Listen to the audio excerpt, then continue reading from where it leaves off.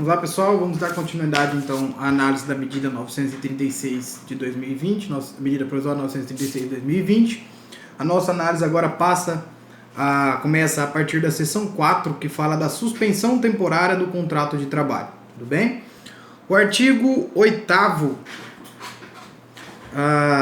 da medida provisória 936 de 2020 menciona o seguinte: durante o estado de calamidade pública, que se refere ao artigo 1º, o empregador poderá acordar a suspensão temporária do contrato de trabalho de seus empregados, pelo prazo máximo de 60 dias. Notem, ao passo que lá no artigo 6º,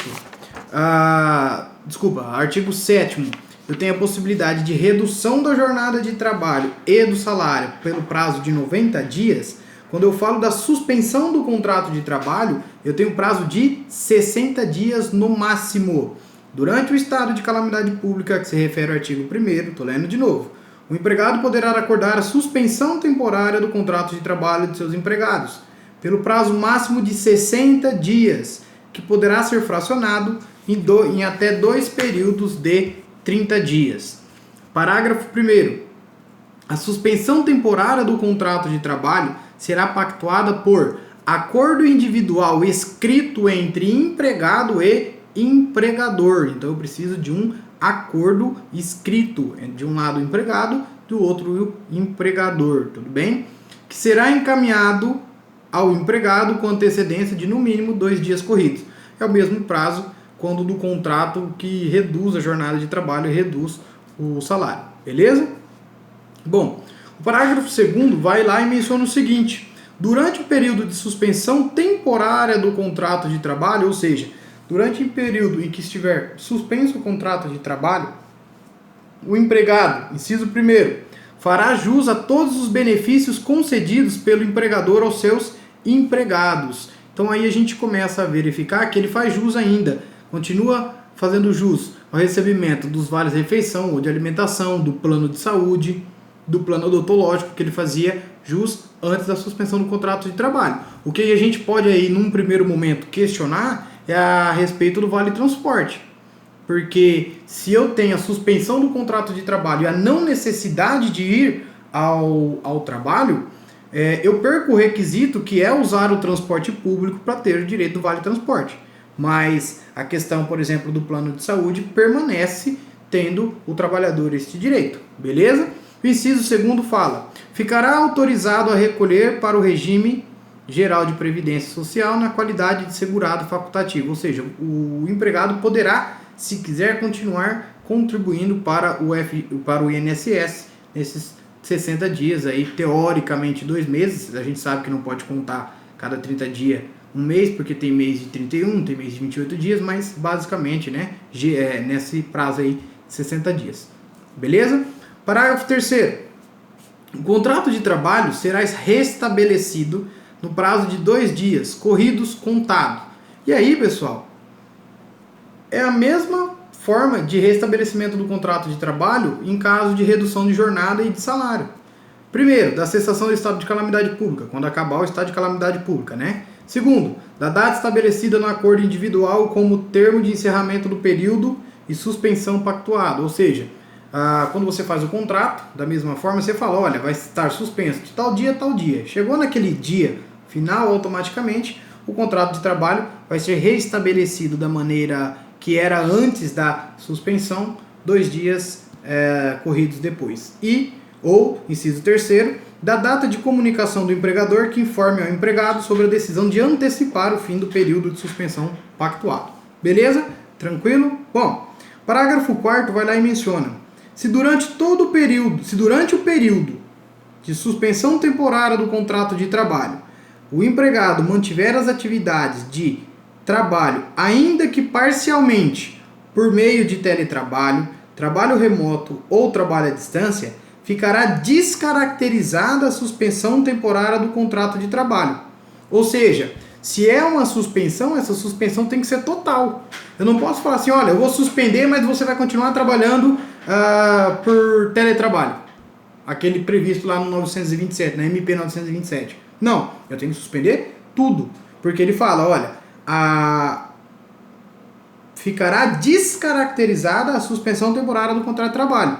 E o empregador estará sujeito, inciso primeiro, ao pagamento imediato da remuneração e dos encargos sociais referentes a todo período, ou seja, ele vai te dever todo o salário referente a este período, tá? As penalidades previstas na legislação em vigor e terceiro, as sanções previstas em convenção ou em acordo coletivo, se porventura tiver uma convenção ou acordo coletivo já mencionando isso daqui.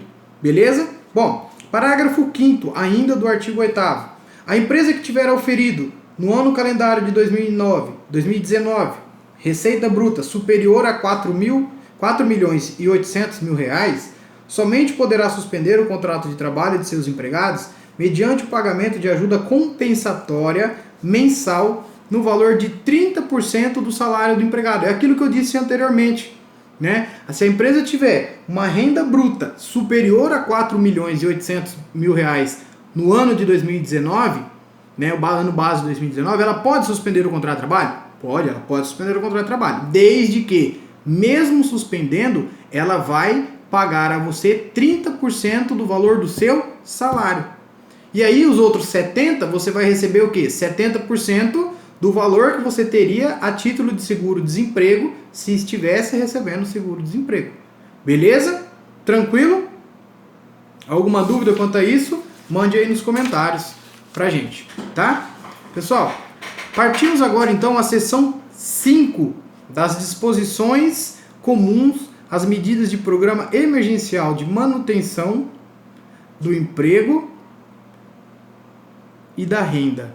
O artigo 9º fala o seguinte, a gente passa a analisar o artigo 9º agora, tá? O artigo 9º ele fala assim, ó, o benefício emergencial de preservação do emprego e da renda poderá ser acumulado com o pagamento pelo empregador de ajuda compensatória mensal em decorrência da redução da jornada de trabalho e de salário ou da suspensão temporária de contrato de trabalho de que trata esta medida. Tudo bem? Ou seja, ainda que você tenha uma ajuda compensatória do seu empregador, isso não vai impedi-lo de receber este benefício. Só que aí ele fala o seguinte, esta ajuda compensatória mensal que o seu empregador vai te dar, essa ajuda compensatória mensal que ele vai pagar durante o período de emergencial, digamos assim, ele fala o seguinte, olha, parágrafo 1º, a ajuda compensatória mensal de que trata o CAPT, inciso 1º, deverá ter o valor definido no acordo individual, pactuado ou em negociação coletiva, ou seja, este valor deve ser convencionado em acordo ou convenção coletiva. Pode ser um acordo individual ou uma negociação coletiva. Segundo, terá natureza indenizatória, ou seja, vamos ler de novo o artigo 9º. Poderá ser acumulado com o pagamento pelo empregador de ajuda compensatória mensal, ou seja, essa ajuda compensatória mensal, primeiro, deverá constar no contrato de trabalho o valor, no contrato que você fez de redução, beleza? Segundo, terá natureza indenizatória, isso quer dizer que ela não vai refletir nas demais verbas, 13º, férias, FGTS e INSS, tudo bem? Não integrará a base de cálculo do imposto sobre a renda retido na fonte ou da declaração de ajuste anual do imposto sobre a renda de pessoa física do empregado, ou seja, este valor pago pelo empregador não vai constar no imposto de renda do empregado, tá? Não vai ser usado para fins de cálculo do imposto de renda. Inciso 4º, não integrará a base de cálculo de contribuição previdenciária e dos demais tributos incidentes sobre a folha de salário. É aquilo que eu mencionei, não vai refletir sobre o INSS. Não integrará a base de cálculo do valor devido ao Fundo de Garantia do Tempo de Serviço, FGTS, instituído pela Lei 8.036, de 11 de maio de 90, e pela Lei Complementar 150, de 1º de junho de 2015. Ou seja, quando eu me remeto à Lei Complementar 150 de 2015, eu estou falando do empregado doméstico.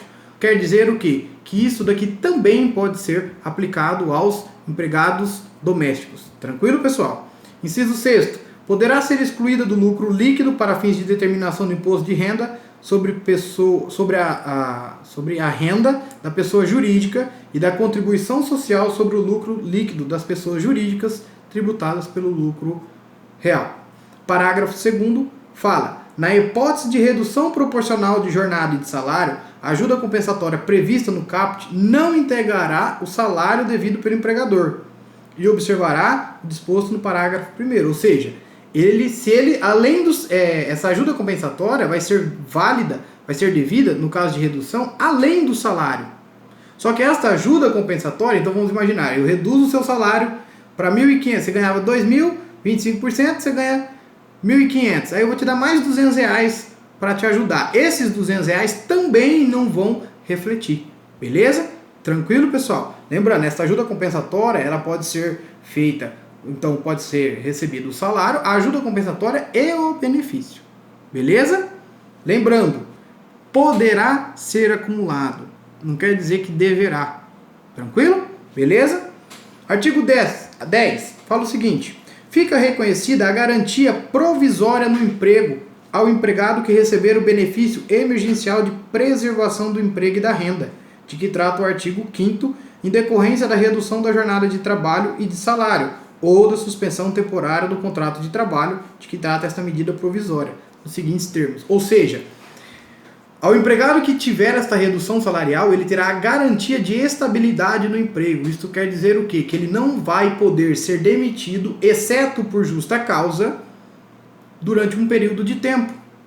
E aí ele fala, inciso 1º, durante o período acordado de redução da jornada de trabalho e de salário ou de suspensão temporária do contrato de trabalho. Ou seja, aqueles 90 dias de redução ou aqueles 60 dias de suspensão, você não pode ser demitido durante esses 90 ou esses 60 dias.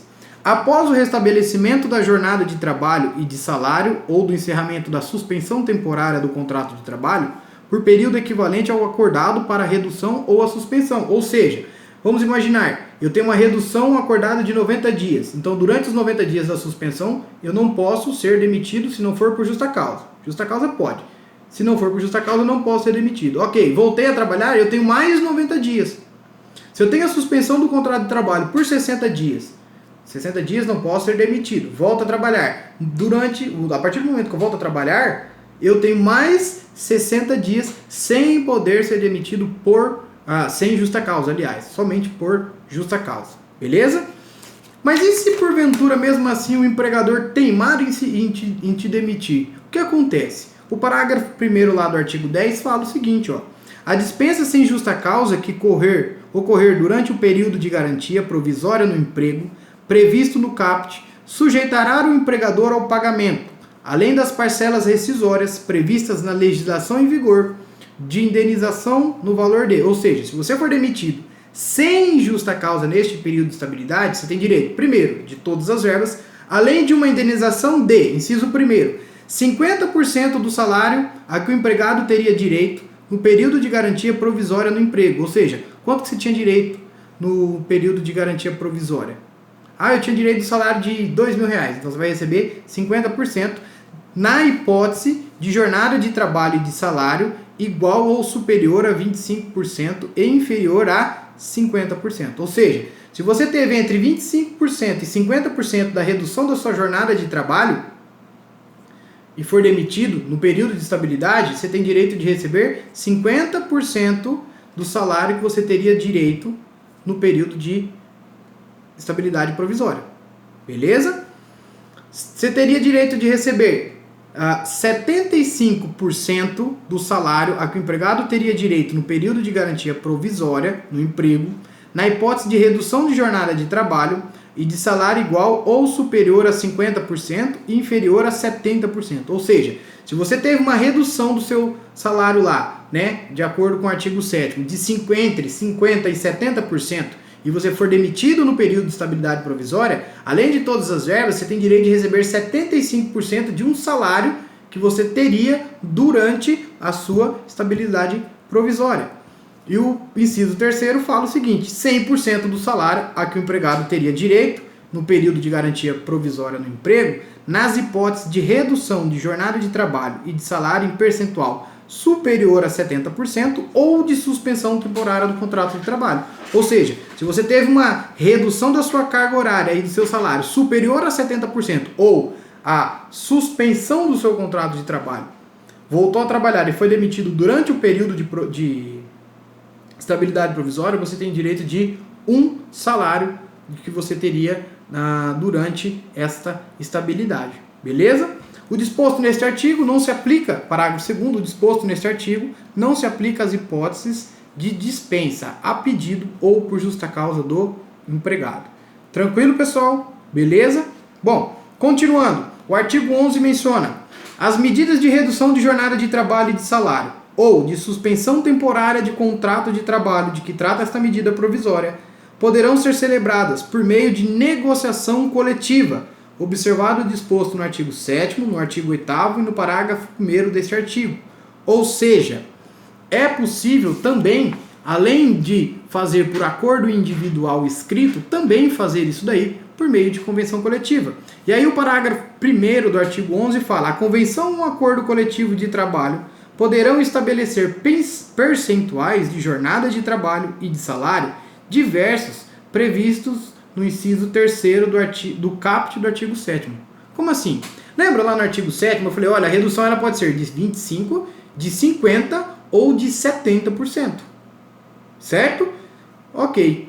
Mas, se eu estiver feito mediante uma convenção coletiva, se eu fizer mediante uma convenção coletiva, eu posso reduzir por uma porcentagem diferente dessa daí. Então eu posso reduzir por 25, de 25, eu posso pôr lá 30, 35, 40, 41, 42, enfim, desde que seja por convenção coletiva. Mas aí o parágrafo 2º, ele vai lá e alerta e fala o seguinte, olha, na hipótese de que trata o parágrafo 1º, ou seja, se você reduzir fora daquilo que já está convencionado, de 25, 50 ou 70, você até pode por convenção coletiva. Mas, se você fizer isso daí, o parágrafo 2º menciona o seguinte, na hipótese de que trata o parágrafo 1º, o benefício emergencial de preservação do emprego e da renda, de que trata o artigo 5º e artigo 6º, será devido nos seguintes termos. Inciso 1º, sem percepção do benefício emergencial para redução de jornada e de salário inferior a 25%. Então, se tiver uma convenção coletiva que queira reduzir a jornada de trabalho e o salário para menos de 25%, 20%, por exemplo, o trabalhador deixa de ter direito ao benefício. Beleza? Inciso 2º, de 25% sobre a base do cálculo previsto no artigo 6º para a redução da jornada de trabalho superior a 25% e inferior a 50%. Então, se tiver uma redução entre 25 e 50, e não exatamente de 25 e de 50, lembra, 25, 50, 70. Se for menos que 25, essa redução feita em convenção coletiva for menos que 25%, eu não tenho direito do benefício do seguro. Do benefício emergencial. Se eu tiver uma redução maior que 25 e menor que 50, eu tenho direito de receber 25% sobre o cálculo do seguro-desemprego que eu teria direito. Tudo bem? E se eu tiver uma redução de 50% sobre a base de cálculo prevista no artigo 6º para a redução de jornada de 50% sobre a base de cálculo prevista no artigo 6º para a redução de jornada de trabalho ou superior a 50% e inferior a 70%. Vou ler de novo, pessoal. De 50% sobre a base de cálculo prevista no artigo 6º para a redução de jornada e de salário igual ou superior a 50% e inferior a 70%. Ou seja, se eu tiver uma redução, repito, 25, 50, 70 é aquilo que a gente já viu lá no artigo 6º. Se eu tiver menos que 25, eu não tenho direito do benefício emergencial. Se eu tiver entre 25 e 50, eu recebo 25% do valor do benefício emergencial, ou seja, 25% daquilo que eu teria direito se estivesse recebendo seguro-desemprego, a base de cálculo é o seguro-desemprego. Se eu tiver uma redução entre 50% e 70%, eu tenho direito de receber metade do valor do benefício social. Beleza? E aí ele continua no inciso 4º e fala de 70% sobre a base de cálculo prevista no artigo 6º para a redução da jornada de trabalho superior a 70%. Ou seja, se eu tiver uma redução da jornada de trabalho de 80%, eu tenho o direito, por meio de convenção coletiva, óbvio, sempre, né? Eu tenho o direito de receber 70% daquilo que eu receberia se eu estivesse desempregado, ou seja, em cima do valor de seguro-desemprego. Beleza? Parágrafo 3º. As convenções ou acordos coletivos de trabalho celebrados anteriormente poderão ser renegociados para adequação de seus termos nos prazos de 10 dias corridos, contado da publicação desta medida. Ou seja, se já tivesse tido uma convenção ou um acordo coletivo de trabalho que reduzisse o salário, né, durante esta pandemia, esta convenção ou este acordo coletivo pode ser reeditado para se adequar a esta medida. Para isso, prazo de 10 dias a contar da publicação, ou seja, a partir do dia 1º de abril, 10 dias. Beleza? Bom, parágrafo 4º. Os acordos individuais de redução de jornada de trabalho e de salário ou de suspensão temporária do contrato de trabalho, pactuados nos termos desta medida provisória, deverão ser comunicados pelos empregadores ao respectivo sindicato laboral no prazo de até 10 dias corridos, contado da data de sua celebração. Vou ler de novo. Os contratos individuais de redução de jornada de trabalho e de salário ou de suspensão temporária do contrato de trabalho, pactuados nos termos desta medida provisória, deverão ser comunicados pelos empregadores ao respectivo sindicato laboral no prazo de 10 dias corridos, contado da data de sua celebração. Ou seja, o empregador tem que avisar o sindicato dele de que ele fez este contrato de trabalho, desculpa, que ele ele aderiu a esta redução do contrato de trabalho. Então, se ele fez um contrato reduzindo a jornada de trabalho do empregador ou suspendendo a jornada de trabalho, ele deve comunicar ao seu sindicato. Veja, ser comunicado pelos empregadores ao respectivo sindicato laboral. Respectivo sindicato de quem? Dos empregadores. Beleza? Tranquilo? Bom, a gente vai dar uma parada agora e voltamos para o próximo vídeo, onde nós trataremos do artigo 12 em diante. Beleza, pessoal? Até a próxima.